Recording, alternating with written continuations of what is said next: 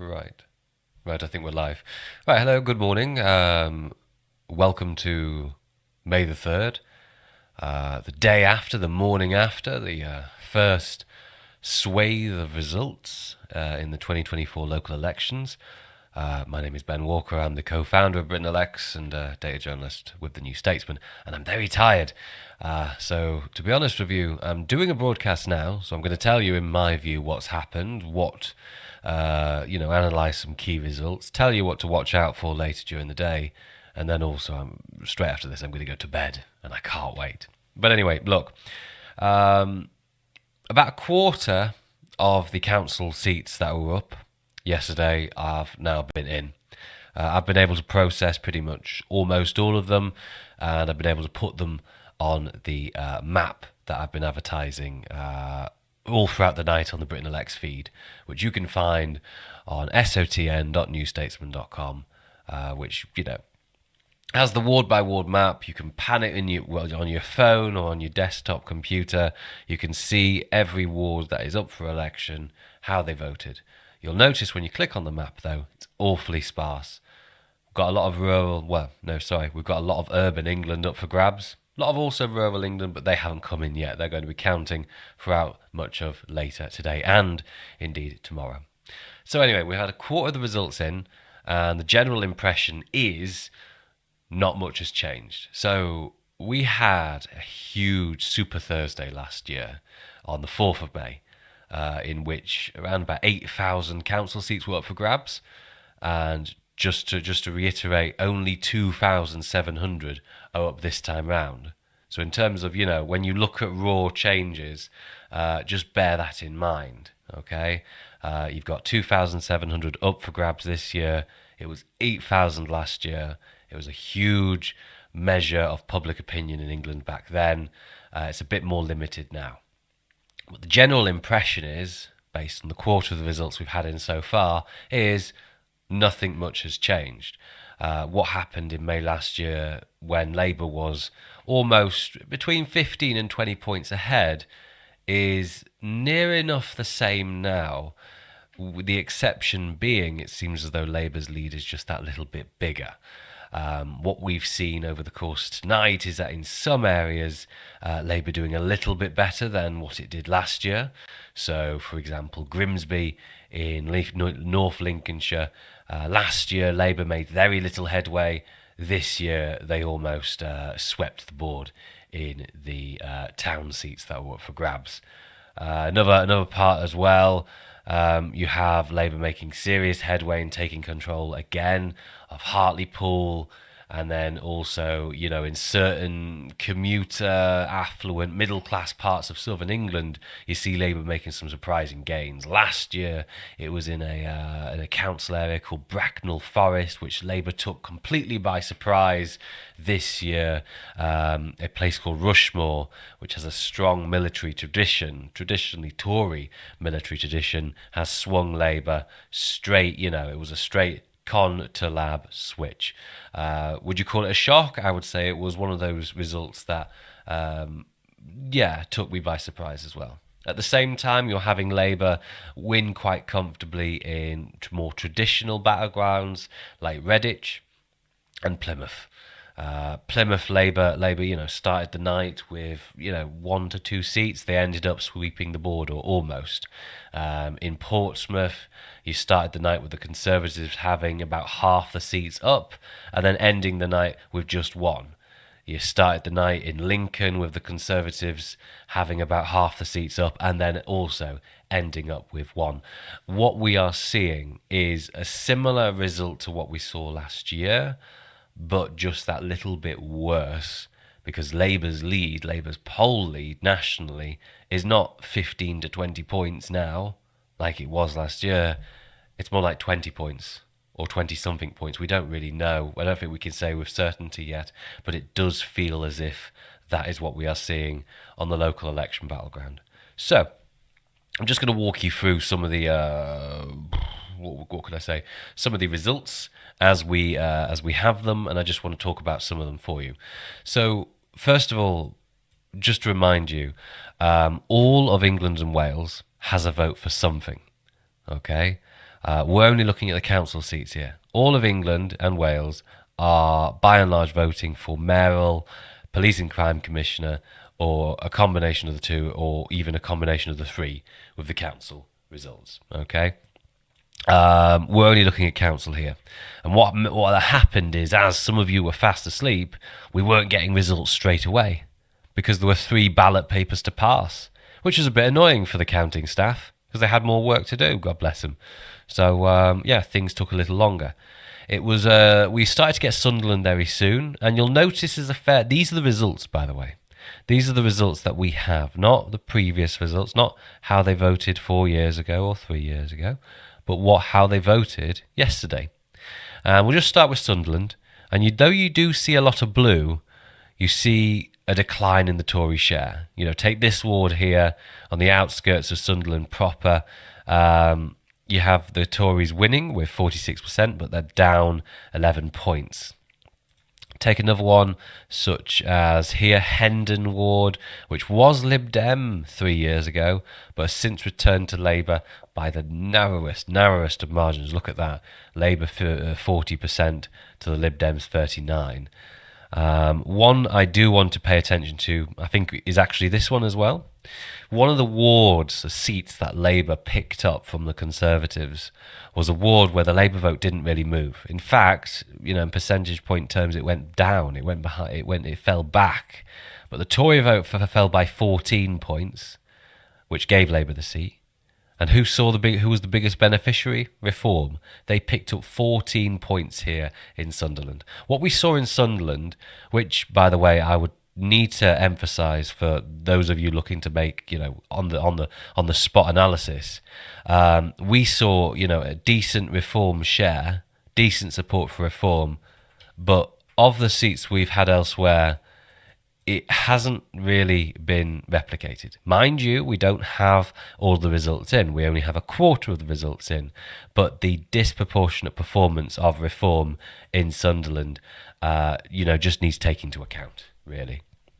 Anyway, another result I wanted to show. Look at this one, St Anne's Wood, another Labour gain from the Conservative. And if you look at the horizontal bar chart, you can pretty much see almost half the Conservative vote, or half the Conservative vote share, becomes Reform.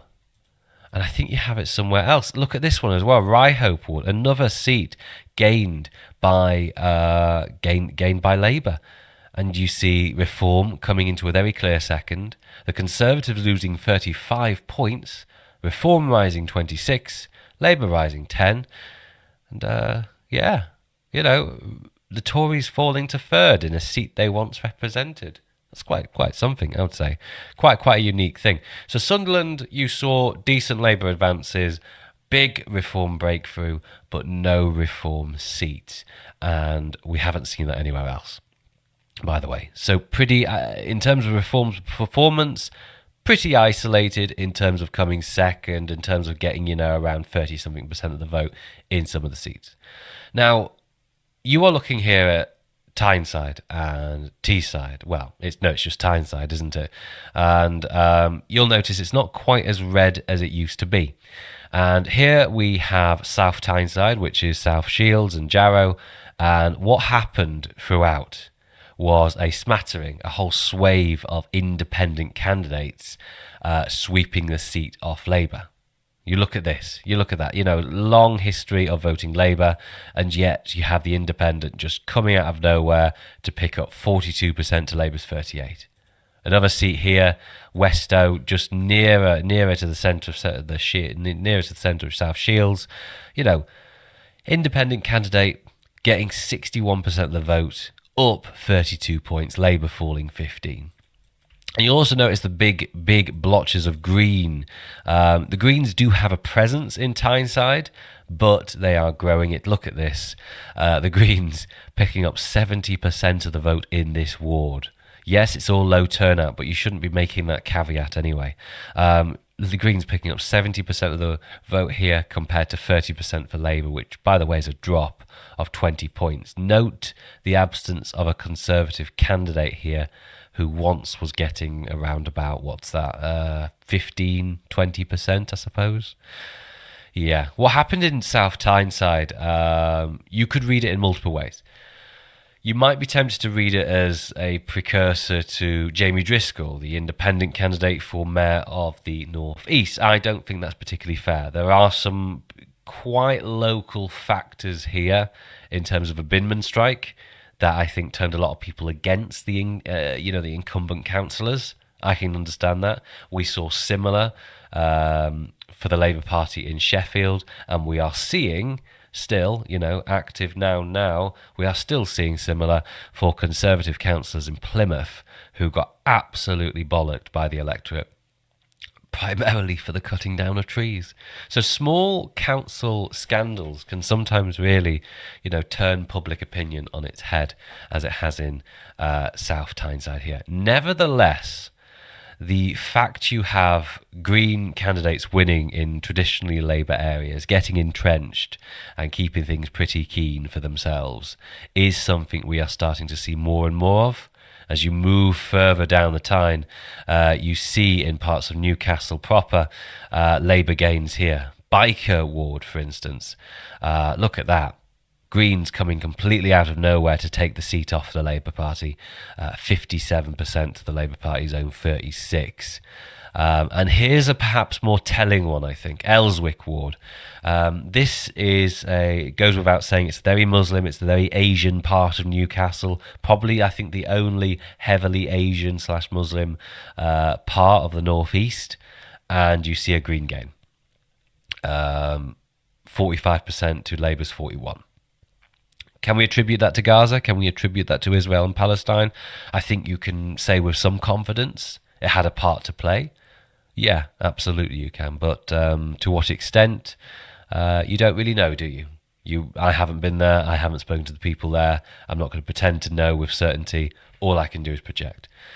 But nevertheless, by and large, Labour had a pretty good night in the North East. They picked up new council seats off the Conservatives in Sunderland, but that was offset by being pretty much spanked in the South Tyneside and shedding some support in Newcastle. Nevertheless, they did hold their own in some bits. I can't remember where it is. They picked up a ward off the Lib Dems here in West Gosforth. So, yeah, that's the North East for you. And by the way, it goes without saying, it tells you one part of the story, but it doesn't tell you all of it. When you looked at Sunderland and you saw the sizable votes for reform, you might think, here we go. There's the split on the right. All we need to do is unite the right, and everything will be hunky-dory. Not so. You go to let's go to Grimsby, and at the start of the night, when I did my briefing around about 10 p.m, I did say, look, Labour needs to show that it's made progress, it's made gains in Grimsby, because it didn't last year, and look what's happened this year. You're seeing some pretty sizable Labour gains, not the most impressive increases in the Labour vote, but wins none the same. Look at this one as well, Croft Baker ward, Labour vote here up a more impressive 28 percentage points, Tories down 16. Another ward, Scartho ward here, Labour up 20 points, Tories down 18. South ward, Labour up 24 points. Maybe I'm taking this back, maybe the vote increases is impressive. Tories down 15. And note the absence of a Reform candidate. Note how, with a Reform candidate, the Tory vote is collapsing. Without a Reform candidate, the Tory vote is also collapsing.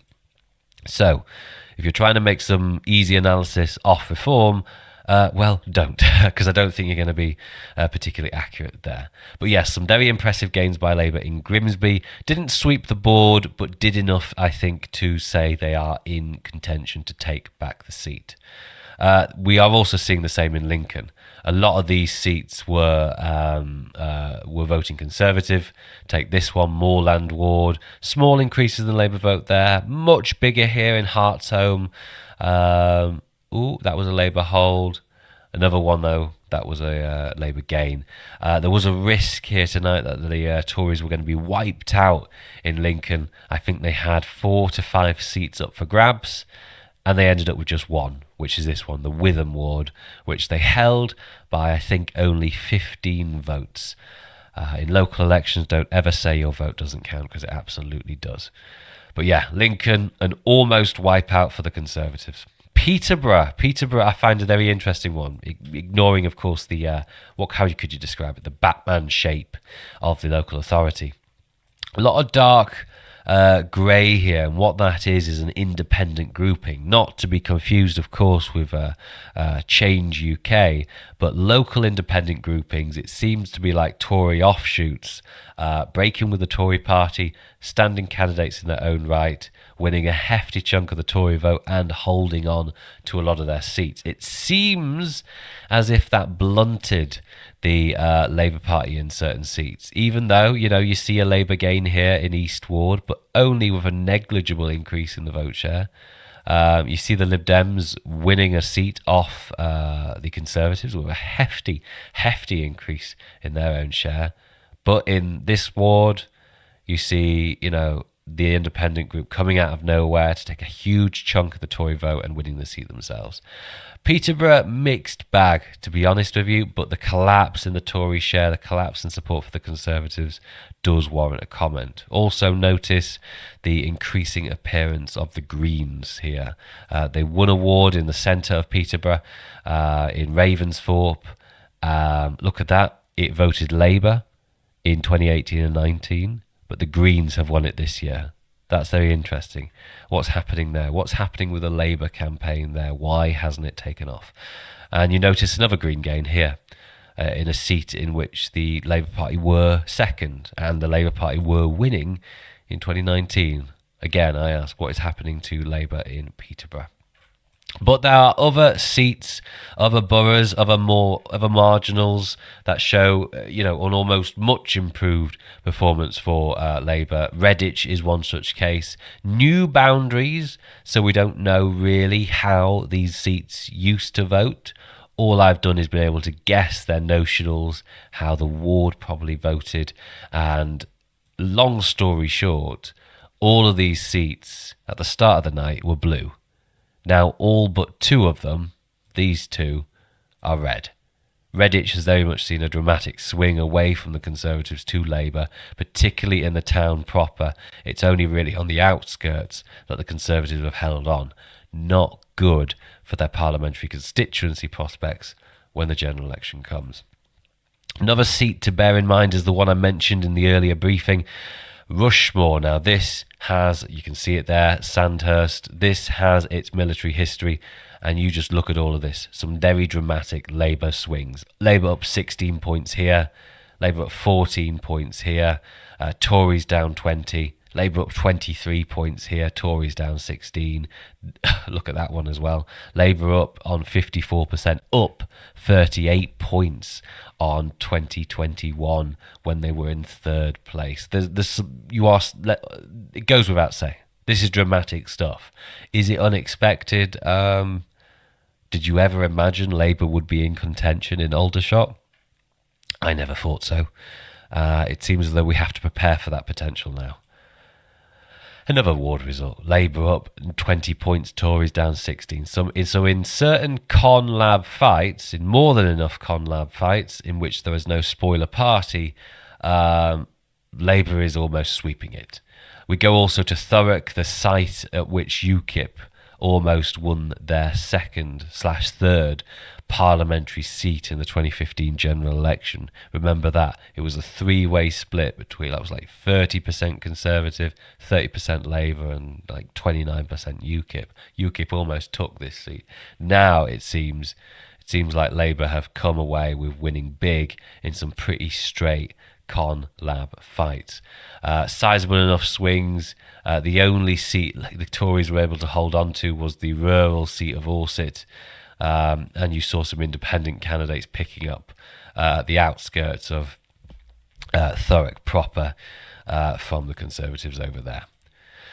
Yeah, pretty much a lot of that. Another seat, another borough, another council area, however we want to call them, that almost saw the Conservatives wiped out was Portsmouth. You look at all of this. Again, though, it was an independent grouping that scored big here. Look at this. They're called the Portsmouth Independent Party, and they came out of nowhere in this ward to win 40% of the vote, to the detriment of the Conservative share and take the seat from the Conservatives.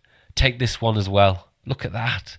55% out of nowhere for the Portsmouth Independent Party.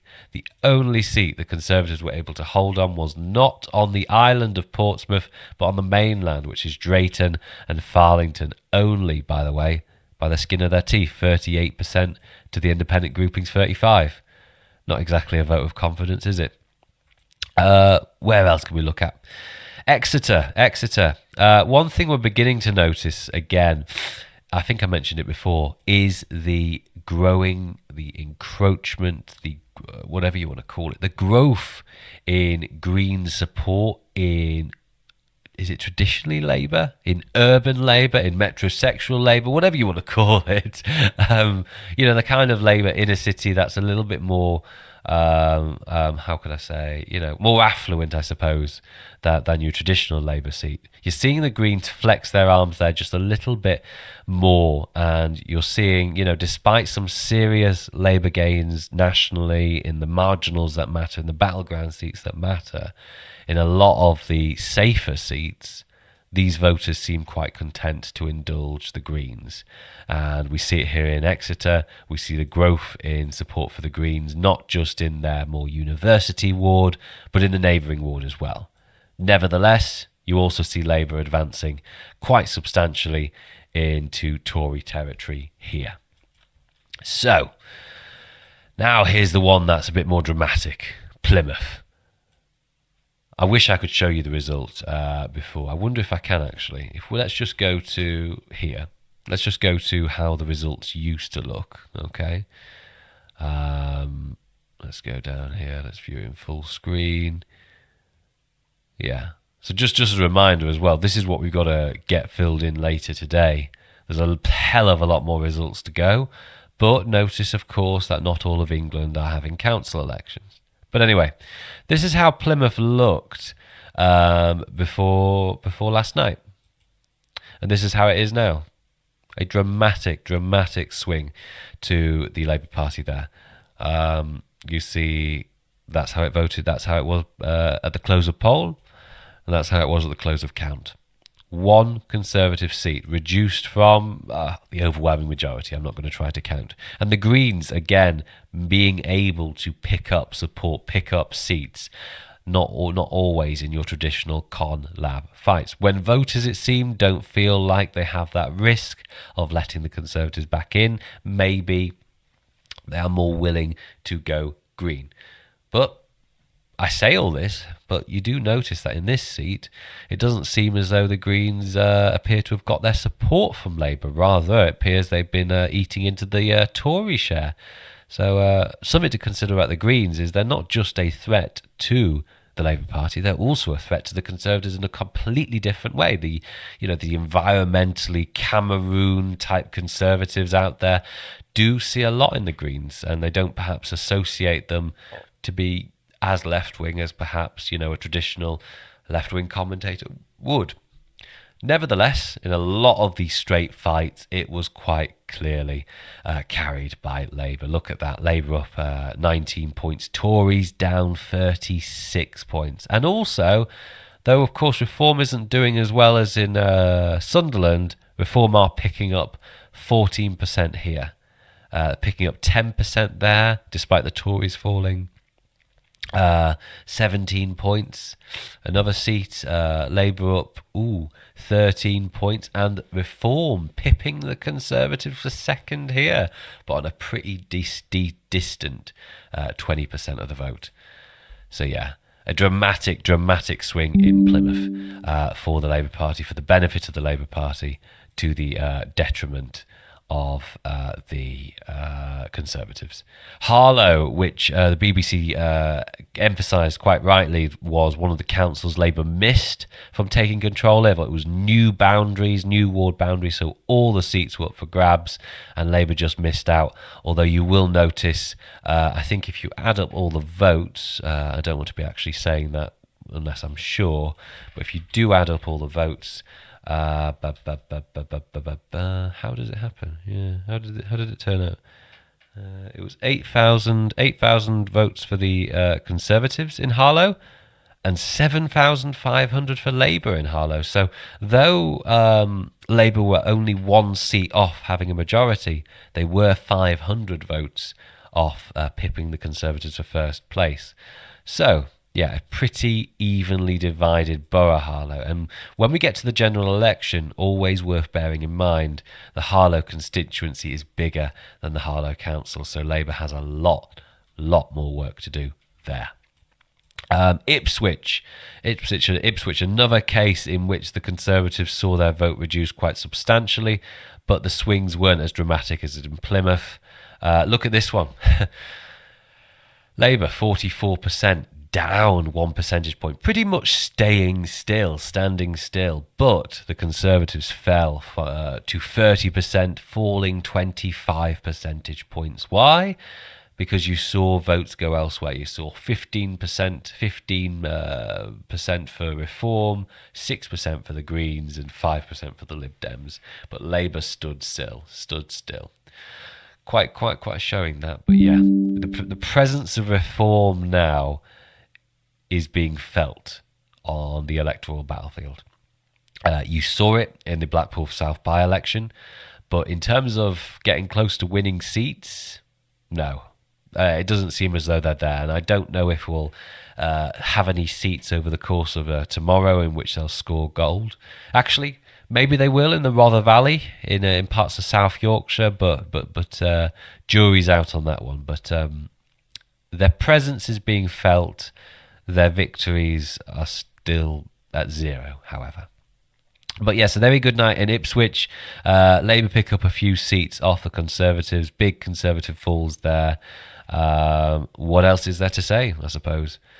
Yeah. What else? Oh, yes, Greater Manchester.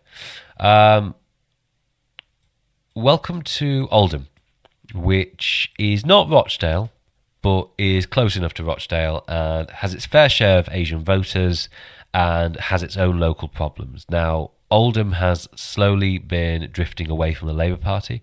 A few years ago, local independent groupings stormed bits of a seat, unseating the Labour leader of the council and other local bigwigs, and they've risen and they've fallen, they've faded, they've grown. And this year it seems as though they've had a bit more of a boost. You see their vote growing in certain wards. You see them really holding on to what they have. But you also see them, particularly in the centre of Rochdale, picking up further Labour seats with quite dramatic swings. How much of this can we attribute to Asian antipathy towards the Labour Party now? I don't know how much you can say, because Oldham already has its local problems with the Labour Party. It already has a local independent grouping doing particularly well, and it's just done well again. How much of that can you attribute to Israel, Gaza, Palestine? Don't know, but it's fair to say that it's not nothing, isn't it? Look at that one. Out of nowhere, independent gain from Labour, up 56 points from 0. 56% of the vote, Labour on 35, down 23 points there. A bit of a dramatic swing there. What about this ward over here? Alexandra ward. Labour down 29 points, up, from a safe like 60%. Now they're on 33%. The Independents on 55. What happened there? Is it really just rebellion, against the local council, or is there something more to it? Because we don't have the results in Rochdale yet. I'll be very keen to see that, and when we do, let's see if there has been a Galloway bumper Galloway moment. But yeah. What else? Oh yes, I wanted to sort of emphasise it as well in here. So welcome to Bootle, which is one of the more poorer parts of Liverpool. Waterloo ward, Church ward it's got a nice beach. Don't know how else to describe it. I've been there a few times. But one thing I'm beginning to notice in certain parts of Liverpool, certain parts of urban England, that has a younger population, that has a population wanting, very much exhausted by housing and the general cost of living that all of us are broadly to be honest, exhausted by. We are beginning to see the Greens break through in these very formerly super safe Labour areas. Look at this ward here. This was Labour 60% at the last election in 2021. Now it's 47%, with the Greens on 50%. A bit of a surprise Labour Green gain there. Do you see it anywhere else, though? No. What about in Blundell Sands? No, you see the Labour vote actually increasing there. What about over here? Yeah, no, nothing. So in isolated cases, you're seeing the Greens break out. And I just want to emphasise, in the same way here. In isolated cases, you're also seeing Asian communities lash out at Labour. You're not seeing it across the board. You're not seeing it, sweep up, change the whole council narrative. But it does exist. It is happening. It's just not big enough to change the narrative. And the narrative is, when I point to Grimsby, when I point to Thurrock, when I point to Plymouth, when I point to Reading, when I point to Rushmore and other battleground seats, the Labour Party are wiping the floor with the Conservatives. The Conservatives are falling 20 points or more. The poll leads you see on twitter.com/BritAndLegs are very much being validated by what you are seeing on this map today. Dramatic swings to Labour, but in the more safer locales, people are looking to do something else. We've become more bubbleized, I suppose. We've become more, content to do something different in seats where we don't feel it is tight, I suppose. Take, for instance, Hartlepool. Hartlepool in 2021, let's just go back to this. Let's just go back to how it looked in 2021. Hartlepool, absolute catastrophe for Labour. This was one of the elections where I think Keir Starmer thought about resigning as Labour leader. But I think it was more the Batley and Spen by-election in which he, placed his, but anyway, placed his future career on. But anyway, Hartlepool, sizable Conservative wins here in 2021. And look what happens. Labour cleaned up shop. Notice the continued existence of independent candidates, competitive with Labour here, but almost everywhere else. Look at that. Yes, dramatic swings to Labour. Reform not coming close anywhere, but taking, yes, a hefty chunk of the Conservative support. But I reiterate what I said earlier. The Conservatives are falling just as much in areas with Reform strength as they are in areas without. So the idea that Reform are the only reason that, the Conservatives are losing is a non-starter. That's not happening. That's not the case. Okay? But yeah, some big swings to Labour, dramatic swings to Labour in Hartlepool. But Hartlepool is not the seat you need to win a majority, is it? Especially if you're Labour. You need some other seats. You need seats beyond there. You need to be going... Well, you probably need Lincoln. You will need Peterborough. So there is a question mark over Peterborough. You will end up needing Redditch, which I think, goes without saying. Labour's had a good night there. You definitely would have never needed Rushmore. And yet here we are seeing Labour break ground in Rushmore in a way you just do not expect. And you definitely would have needed Labour advances in Thurrock. So whatever way you want to look at it, and there are plenty of ways to look at it because there are plenty of seats. But this is a good night for the Labour Party. They are likely to score hundreds of seat gains, probably 200 plus. We don't know the specific number yet. The Conservatives are likely to suffer close to 500 seat losses. It's going to be... Yes, I put out the forecast. My forecast was Conservatives to lose 470 seats. It seems as though it's going to reach that and probably pass it based on early indications. But I reiterate, we are only looking at a quarter of the results here. But quite some dramatic stuff. But the takeaway point of this, that if you take away one thing here today, it's this: the polls are right. the polls are right once again. And for the past 2 years, the polls which show you 20-point Labour leads, put some truck in them, because they're not rubbish. They're actually quite right. They were doing particularly well. The Blackpool South by-election, we forecast Labour to get 50% and the Conservatives to come away with 30% and Reform to get 13%. Labour outperformed that by 8 points. The Tories underperformed that by 12 points, 10 points, I think it was. And Reform, outperformed theirs by 3 points or thereabouts. That was a surprise. That was a surprise because, I'll be honest with you, Britain Predicts is no perfect model. It's definitely had its mistakes before, but that one was quite out of kilter. And to Labour's advantage, in a seat like Blackpool where apathy is meant to be high, even though relative to where Blackpool normally turns out, the fall wasn't particularly great. It wasn't dramatic fall in turnout, dramatic fall in enthusiasm. It was just a fall in line with how it normally does for most seats. You can't blame apathy on the dramatic falls in Tory support anymore. Something else is happening. A lot of it is Tory supporters going Reform. Yes, that is happening. Could you squeeze them back? Maybe. But Reform voters, when you poll them, the level of antipathy they have towards the Conservative Prime Minister is pretty significant. It's a hard ask. But the level of antipathy felt towards Labour is huge. Like, you're talking hater, you're talking absolute hatred for the Labour brand, for Sir Keir Starmer, for the Ramona and all that kind of stuff, right?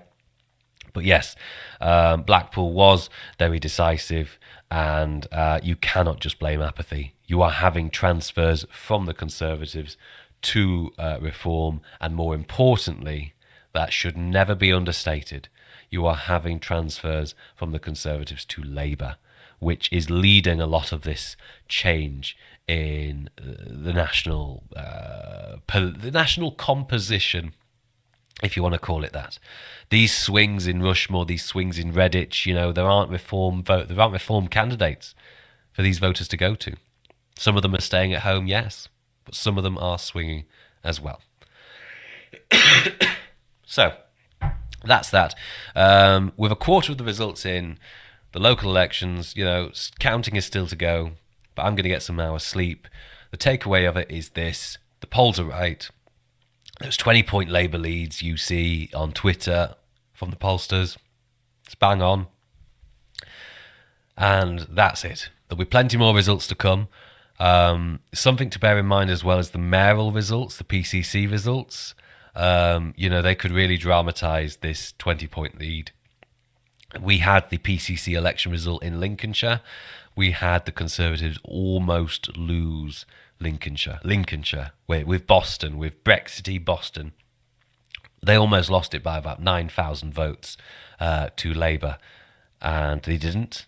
But the collapse in the Tory share and the relative rise of Reform, that wasn't, in the mirror image, made me think, my God, even in seats in which the Reform candidate isn't there, seats like North Yorkshire, maybe Labour is in with a chance, because the Tory fall is so dramatic. Maybe even Labour can win in, rural, I emphasise rural North Yorkshire, which is just not normal. It's not normal at all. British politics right now is not normal. It's not made for parties leading by 20 percentage points, and yet here we are. So enjoy the results while you can, I suppose. Yes. A quarter of the results are now in. There'll be plenty more to come. You can always keep an eye on the results via Britain Elects. We are on twitter.com/Britain Elects. You're probably already following us anyway. Thanks for doing that if you do. New Statesman website, the sotn.newstatesman.com, has the ward-by-ward map. I will be updating that as the day progresses. I must say, however, I am going for some sleep right now because I'm absolutely exhausted. I'm also ill as can be. But yeah, the takeaway of it is this. The polls you see, the 20-point Labour leads are right. Bang to rights. The Blackpool South result was almost over and above what you would expect, what the polls are showing, actually. And so, yeah, dramatic swings, dramatic seat changes are to come. But anyway, what does that say about the future of Rishi Sunak? Tim Montgomery on the BBC was saying it's time to get rid of him straight away. Another, the Conservative minister wheeled out to defend him, was saying, got to stay the course. But the voters don't like the course, so they'll just continue punishing you, won't they? But they don't want the drama of another, prime ministerial bout in Westminster. So, anyway, Liam on Twitter says I should get some Red Bull down me. That's what I've done. I've had coffee. I've had more bowls of cereal than I'll admit, actually. I don't know why. But and popcorn. Not healthy, but what can you do? Anyway, right, I'm off for a few hours sleep. I'll see you later. But thank you very much for watching. Keep an eye on Twitter, on Maps, on anywhere else for the results. But yeah, thank you very much for watching, and I'll see you later on. Bye-bye.